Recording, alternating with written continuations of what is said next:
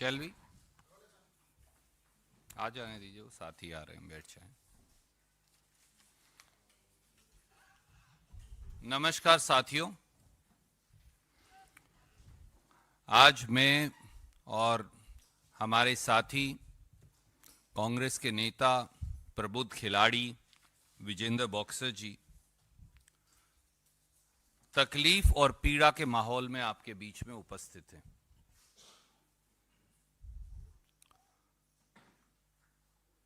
पहलवान बेटियों के यौन शोषण के आरोपी भाजपा सांसद बृजभूषण के असिस्टेंट और नॉमिनी संजय सिंह के चुनाव के बाद कुश्ती में ओलंपिक पद जीतने वाली देश की पहली महिला खिलाड़ी साक्षी मलिक ने खेल से संन्यास की घोषणा कर दी, जो भारत के खेल इतिहास में एक काला अध्याय है। अब लोग क्या कह रहे हैं, देश क्या कह रहा है? बृजभूषण का तंत्र जमा मोदी सरकार का सहयोगी मंत्र, ये बना बेटियों के साथ न्याय से षड्यंत्र। किसान की पहलवान बेटी की आंख से निकला हर आंसू मोदी सरकार की बेशर्मी का प्रमाण है। अब भाजपा का नारा है, बेटी रुलाओ, बेटी सताओ और बेटियों को घर बिठाओ। खिलाड़ियों के आंसुओं, बेटियों की बेबसी और खेलों से खिलवाड़ पर संसद और सरकार मौन धारण किए हुए। इन चैंपियन महिला पहलवानों, किसानों की और देश की बेटियों के साथ जाति और अन्याय के लिए सीधे सीधे मोदी सरकार दोषी है। यह दर्शाता है कि न्याय की गुहार लगाने वाली देश की हर बेटी को मजबूर करके घर भेज दिया जाएगा और दोषी सत्ता की शहतीर से कह कहे लगाएंगे और बेटियों की बेबसी और लाचारी का मजाक उड़ाएंगे। शायद इसीलिए यौन शोषण के आरोपी और भाजपा के चहेते सांसद बृजभूषण ने कल भारतीय कुश्ती संघ के नतीजों के बाद कहा, एंड आई कोट, दबदबा था दबदबा रहेगा।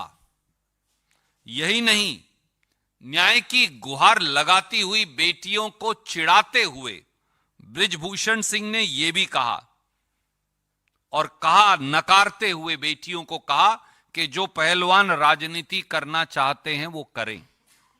मोदी सरकार ने इसलिए यह साबित कर दिया है कि अब इस देश में गुण, शिक्षा और काबिलियत की जगह नहीं है, जगह है तो राजनीतिक दबदबे की।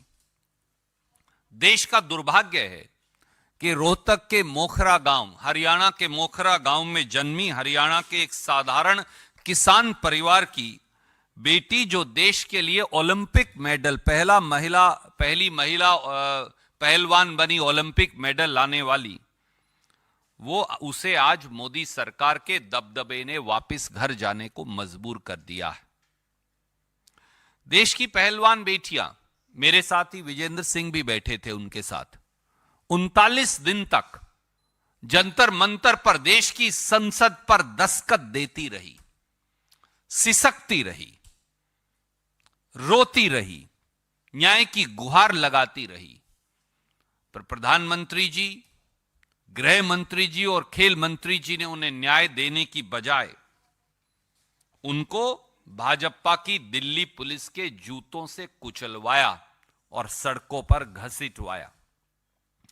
यह हाल तब था जब महिला पहलवानों ने खुद न्याय की गुहार देश के प्रधानमंत्री, गृह मंत्री और खेल मंत्री से लगाई थी और आखिर में सुप्रीम कोर्ट जाना पड़ा।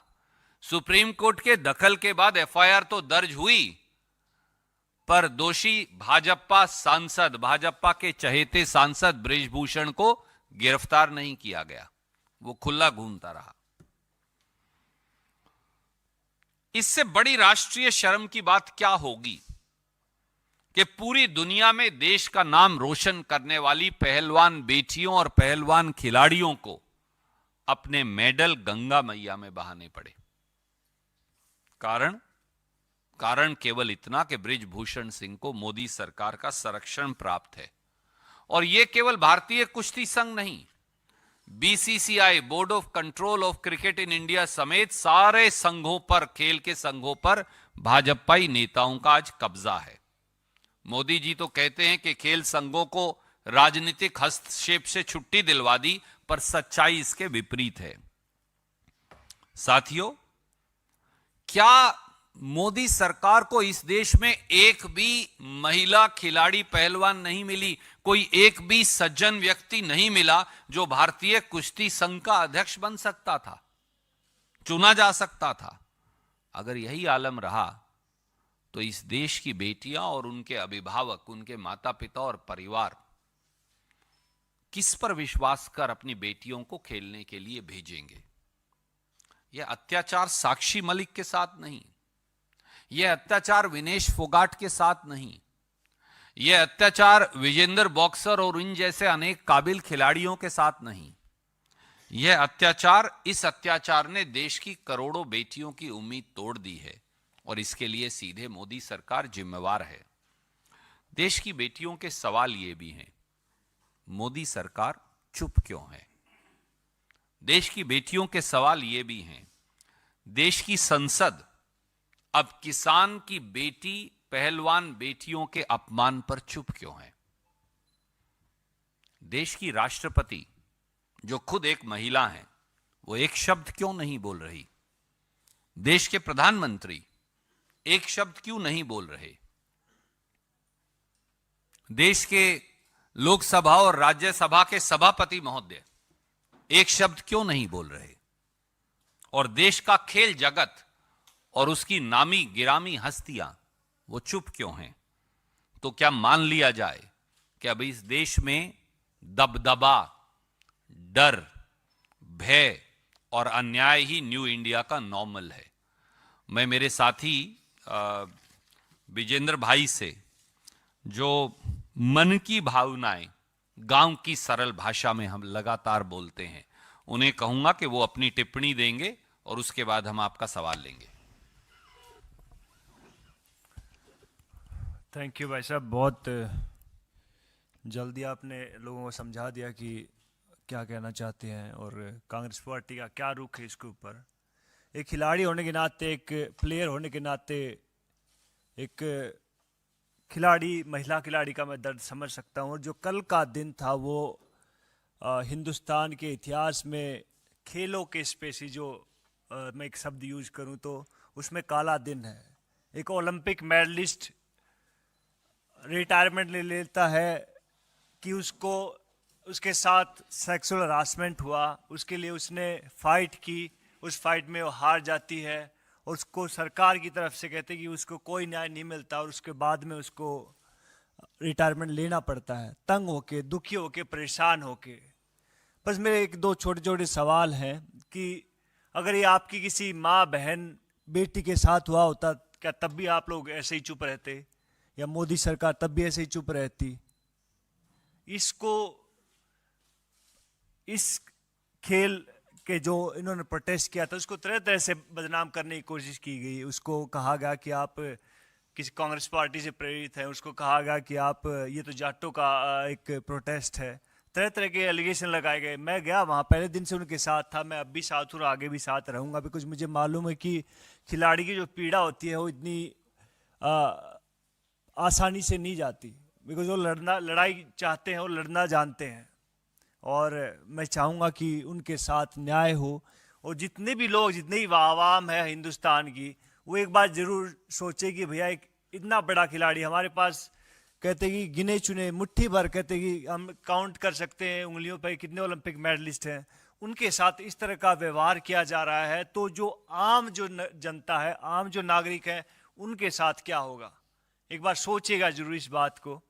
और बड़े दुख से उसने रिटायरमेंट लिया। हमारे लिए भी बहुत, मेरे को बहुत कहते कि शौक लगा कि यार ऐसे नहीं होना चाहिए था।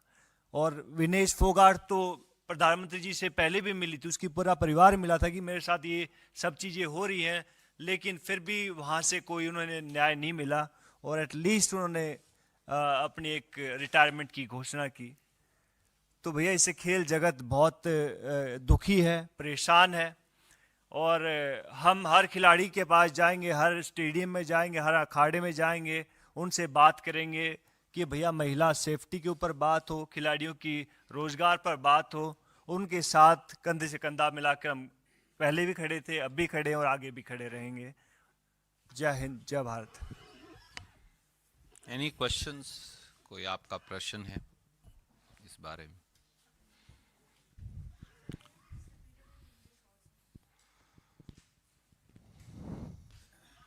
I will very briefly say this. Every tear shed by Sakshi Malik, every tear shed by our Olympian daughters of India, daughters of India's farmers, every tear shed by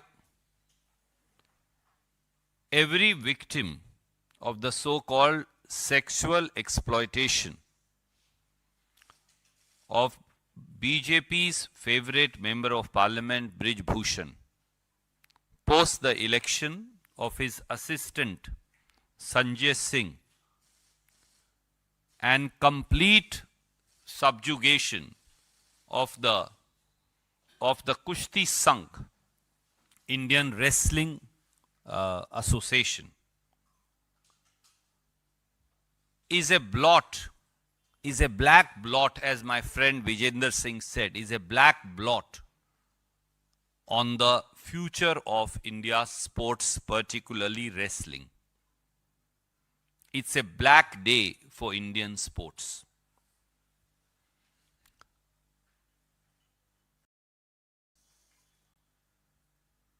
Our daughters, India's daughters, now stand on the crossroad of history, where justice is denied to them, where fairness as also recognition of their talent has been subjugated at the altar of politics of BJP, where talent has now been suppressed purely because BJP had to promote its own member of parliament, where quality of sports, bringing laurels to India, ensuring that the Indian tricolor, of which every citizen is proud of, flies high at the best of best, that is the Olympics, has no meaning left. No wonder, after the so-called declaration of result, the person accused of sexual exploitation of the women wrestlers of India said, "Dabdaba tha, dabdaba rahega." He also chided the daughters of India by saying that those wrestlers who want to do politics should join politics. The question is, Mr. Prime Minister, is this the way that the daughters of India's farmers, India's women wrestlers, the daughters of India will be treated in your government? Sakshi Malik was born in an ordinary farmer's family in Mokhra, Rohtak, Haryana. And she rose by sheer dint of her hard work, talent, capacity, conscientious nature, and dedication. She rose to bring laurels to India by being the first woman wrestler, Olympian. And then, including Sakshi Malik, dozens and dozens of victims came forward accusing Brij Bhushan, BJP member of parliament, of sexual harassment and exploitation. For 39 days, these daughters of India kept on banging at the door of India's parliament for justice. But they went to Prime Minister of India, they went to Home Minister of India, they went to Sports Minister of India, they went to the media. Thousands and thousands of people poured at Jantar Mantar to support India's daughters. No caste, no creed, no religion, everybody came. And it became a movement for justice for India's daughters. That movement for justice for India's daughters, where my friend Vijender Singh was also present, was not given justice, but was trampled upon by the boots of Delhi police, egged on by its master, the Bharatiya Janata Party government. Daughters of India that brought laurels to India and kept Indian tricolor flying at Olympics were dragged by Delhi police on the streets right outside Parliament. Can there be something more shameful for this country that India's wrestlers, India's sportspersons, India's daughters had to go to Ganga Ji to immerse the Olympic medals and other medals for which they had worked all their life to bring laurels to this country? Friends, the truth is, it is not only the Indian Wrestling Federation, but including the Board of Control for Cricket in India, every single sports federation is under the control of BJP leaders or their cronies. Prime Minister speaks about that he has got rid of sports from political intervention, but the truth is otherwise, and stares the Prime Minister in his face today. Bharatiya Janata Party and Modi government could not find a single woman wrestler to head the Wrestling Federation of India, or a single seasoned sports player with impeccable credentials to head the Wrestling Federation of India. They had to find assistant to Brij Bhushan Singh to be elected to the Wrestling Federation of India. Does it not tell you, countrymen and women, and every aspiring young man and women, that there is no justice? So this injustice is not with Sakshi Malik. It has shattered the dreams of millions and millions of girls and daughters of India, for perhaps they no longer would like to go out to be a participant in the ultimate activities, that is sports and wrestling. And there are simple questions that this country asks. Why is Modi government mum? Why is India's parliament mum on the insult heaped upon the daughters of India, the daughters of farmers, and the tears in their eyes that roll, which hurt and lacerate the soul of India? Why is it that the President of India, who is a woman herself, completely silent? Why is it that the Speaker of the Lok Sabha and Chairperson of the Rajya Sabha completely mum? Why is it that those who have gained top-notch position in sports, and some of whom have become member of parliaments, nominated in other categories based on their achievement in sports, why is everybody mum? Does it mean that fear and dabdaba in this country is the new normal in New India? Thank you. Yes, sir, please. ये चुनाव जीते, और वो पहले दिन से कह रहे थे कि कोई भी हो लेकिन चुनाव नहीं, और चुनाव परिणाम भी उनके पक्ष में रहा। क्या आपको लगता है कि जो चुनाव हुए वो निष्पक्ष नहीं हुए, क्योंकि वाइस प्रेसिडेंट तो खिलाफ वाला मुकाबला जीता है? आदरणीय साथी, कल मेरे साथी विजेंद्र सिंह जी ने, ये बहुत सरल स्वभाव के हैं, इनका राजनीति से नहीं, क्योंकि लेना देना खिलाड़ी हैं, इन्होंने एक बात कही, मैं वो दोहराता हूं। खिलाड़ी संघ जो देश में है, वो राजनीतिक दबदबा और पैसे के बल से चल रहे हैं। ये कड़वा सत्य है, ये मैं भी जानता हूं, आप भी जानते हैं, आपके दर्शक भी जानते हैं। जिसकी लाठी उसकी भैंस।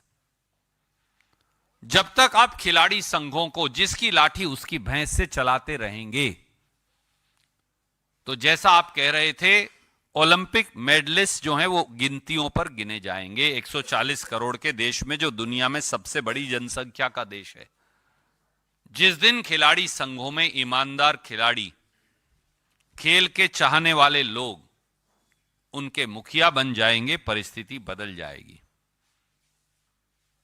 एक कहावत है हरियाणा की, घर की भई काका लिखनिया। मैंने किसी और संदर्भ में भी कहा था, संसद में, ये अंधा बाटे सीरनी मुड़ मुड़ अपने को दे, वो हिंदी की कहावत है। चित भी उनकी, पट भी उनकी, एक और कहावत है।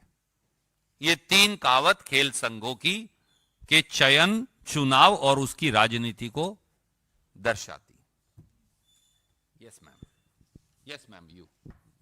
Hello sir, Brenda Tilsian from Hindustan Times. So sir, my question is, sir, of course, the display that Sakshi Malik has now shown, that she has cried, she has also given up the position. Is this the time when international media will also start pressurizing the BJP government, and BJP government will now be forced to come ahead and answer for the things that they have done?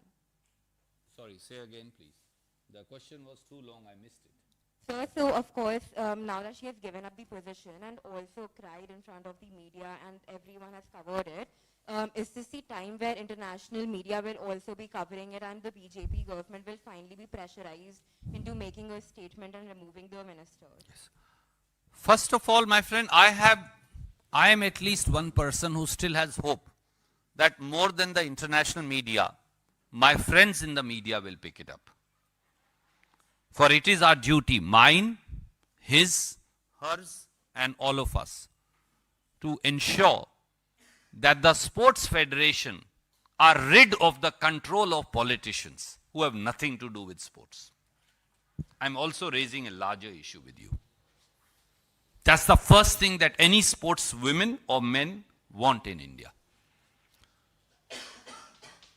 I ask that Prime Minister must come before the nation, and I request him with folded hands that he must answer to the travesty of justice, subjugation of talent, and bulldozing of quality of sports that's happening in this country, the symbol of which is BJP MP Brij Bhushan. I also ask the Honorable President of India, whom we respect immensely, to shed all inhibitions and speak up for the daughters of India.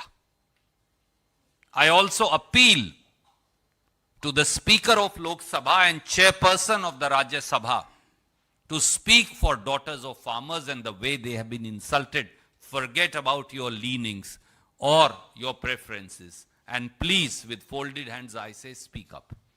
And I ask every sportsmen and women in this country to rise up and to speak up.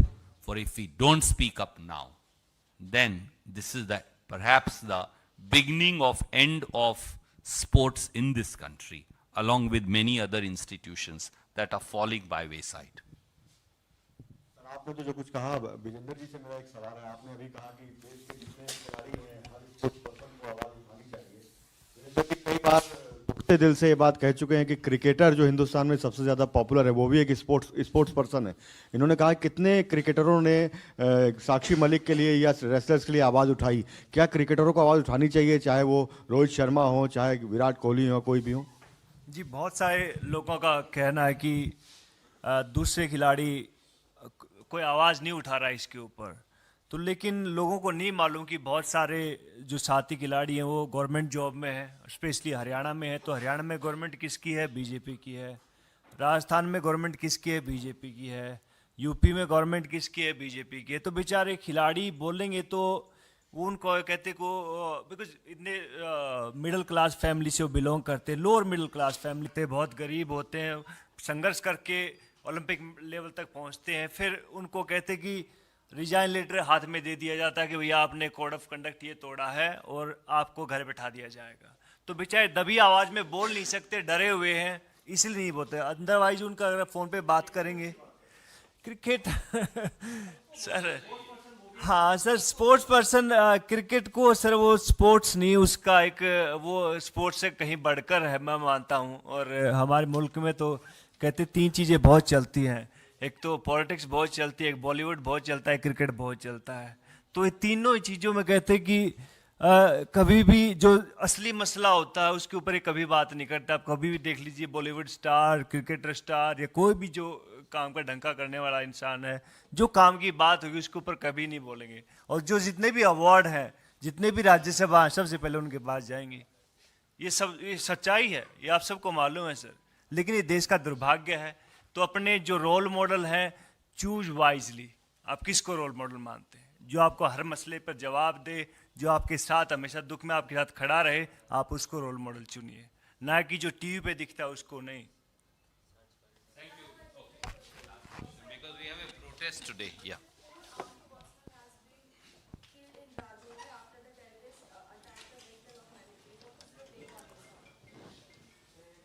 On behalf of Indian National Congress, we pay our homage to the martyrs who have given the ultimate sacrifice for Mother India, fighting terrorism and terrorists. Our heartfelt condolences to their family. It also raises a pertinent question. On one side, the Honorable Home Minister and Defence Minister of India every day say that terrorism has ended. But if you see in last 3 months, the incidents of terrorism and ambush that have happened of our army personnel, and in last 6 months, the incidents of Naxalite attacks that have happened on our paramilitary forces and army personnel, it's unprecedented. So I think it calls for a serious internal security review, as also the situation at our borders by the Prime Minister of India and sharing it with the country. More so when China continues to occupy large tracts of Indian territory in eastern Ladakh, and they are setting up villages in Arunachal Pradesh. They are at the borders in Bhutan, including constructing roads up to the Chicken's Neck, what we call the Siliguri corridor. And there are reports of incursions by the Chinese in Uttarakhand. One instance where they came up to a bridge.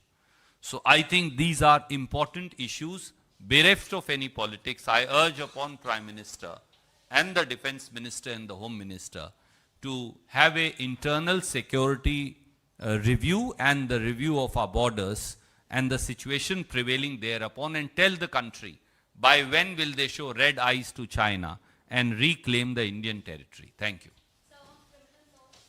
I will discuss it separately another day, for sure. We'll have a separate full press conference.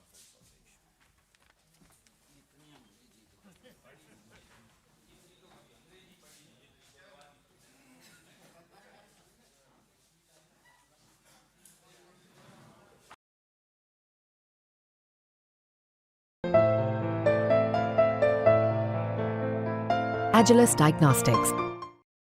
ये दुनिया भर में घूमते भटकते life enjoy करते हुए business build नहीं होता। Let me prove you wrong. Hiten Panchal runs a distribution business of safety products and he goes on week-long safaris. Gautam Shah runs an IT service business and takes 7 days off every month. Anil Parmar, manufacturer LED lights, has started going on vacation with his family every damn year. And you know what's the best part? All of them have grown their business revenues more than 50%. I know you must be wondering, this can't be real. Well, don't trust my words. Try it out yourself. Because I am going to share the step-by-step framework that will help more than 100,000 business owners in growing and scaling their business profitably using the Entrepreneur to Wealth Challenge formula. Hi, my name is Dr. Amit Parekh. I'm a serial entrepreneur, globally leading business coach. And over the last decade, I've empowered more than 100,000 businesses to achieve growth and scale profitably. And now I'm inviting you to join me in an exclusive 3-hour masterclass where I'll unveil Entrepreneur to Wealth Product Framework.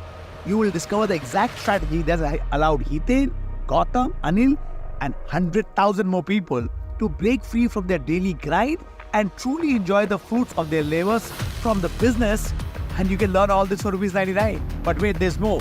When you register right now, you will get access to 3 bonus courses on marketing, sales, and team building worth $15,000 absolutely free.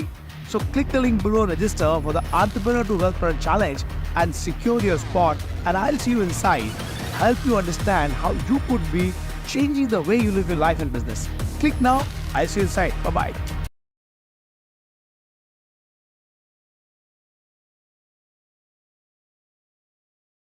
दिया था नहीं मांगा गया था तो नहीं मांगा गया था तो नहीं मिलेगा अब कभी। ऐसी सरकार आप लोग बना रहे हैं, थोड़ा हमको बता दीजिए ताकि बाद में भी हम अपना काम चला लेंगे। प्रधानमंत्री जी को धन्यवाद देते हैं, वो चेतनशील व्यक्ति हैं। ठीक आज से 4 दिन पहले माननीय प्रधानमंत्री जी ने, अटल जी ने अग्नि परीक्षण के समय शाम को राष्ट्र को